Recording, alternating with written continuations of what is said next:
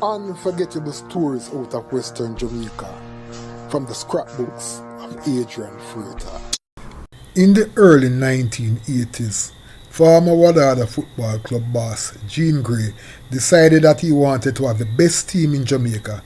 So he went on an wholesale shopping spree, buying up the best players in Jamaica.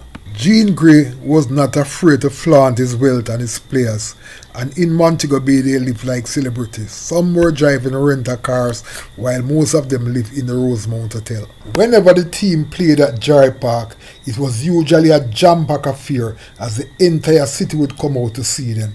In that era, when fans in Western Jamaica were being exposed to the very best football that was being played on the island, Jared Park and the overlooking hillside was usually jam-packed week after week, as the fans came out to see players like former national captain Linval Mackenzie, Dian Messi Wilmot, Albert Pekka Ashley, Andrew Tapazuki Sinclair, Paul Newman, Richard Bumpy Enland, Mivel Miffy Dillon, Dave Yanni Brooks, star goalkeeper Clive Spiderman Wedderburn, and of course the great defensive maestro Anthony Baddas Corbett. While Tapazuki and Mick Veldelan were renowned for embarrassing defenders with their silky skills, Baddas enjoyed cult-like status among the Wadadah fans, and I would not be surprised if Keith Tomlinson, who led Herbert Morrison to the 1988 Acosta Cup title and was also called Baddas,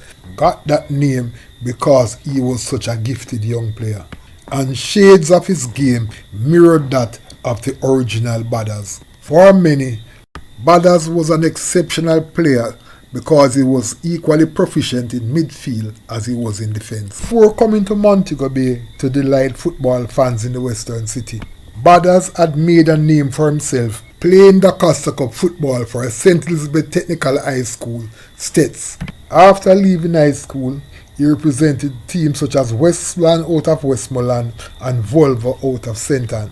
And after he left Wadadah, he went to Hazard in Clarendon, where he won a Premier League title for that club in the 1993 season. Subsequent to that win, Hazard had a name change and became Portmore United. By the time he became a Premier League winner at Hazard, Baddas was an accomplished national player, representing Jamaica many times.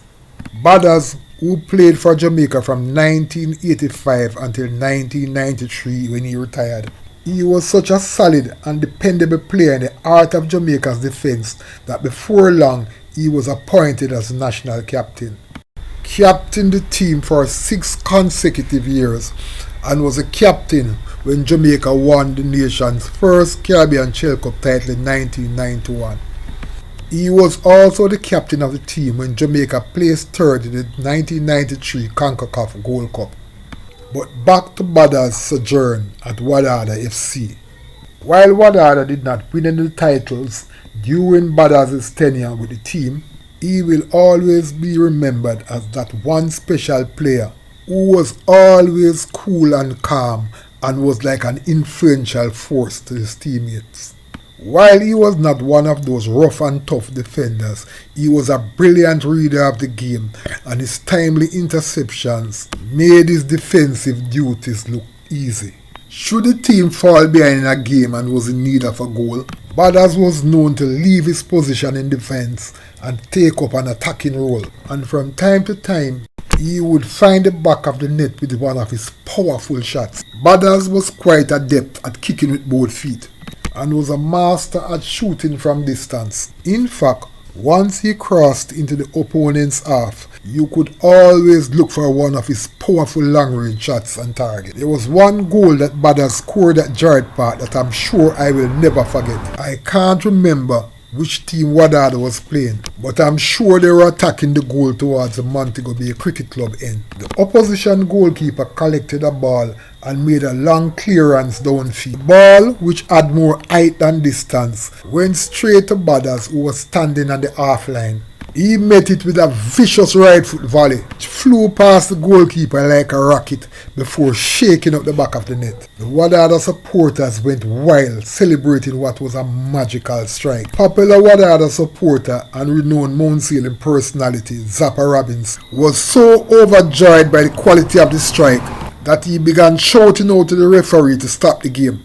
Because, according to him, that goal was worth the price they had already paid to come in, so all the spectators should leave the park and go outside and pay again to see the remainder of the game. While Baddas subsequently left Wadadah to ply his trade at other Premier League clubs, he still holds a place in the heart of long-standing Wadadah supporters. While his 31 games for Jamaica and his success as captain has made him a legend in Jamaica's football, in the heart of the Wadadah fans who remembered his time at the club, Anthony Baddas Corbett will always be remembered as their very own Jabi, the man who could make magic happen whether in defense or midfield. It is my understanding that Baddas is now coaching in Miami, Florida, and if his coaching skills are anywhere near his playing skills, the youngsters he is coaching must be getting a real education when it comes to football. In looking back at Baddas' short but impactful stint in St. James football, there is no doubt that his story is one of those unforgettable sporting stories out of Western Jamaica. Unforgettable stories out of Western Jamaica from the scrapbooks of Adrian Freitas. Before you go, please remember to subscribe.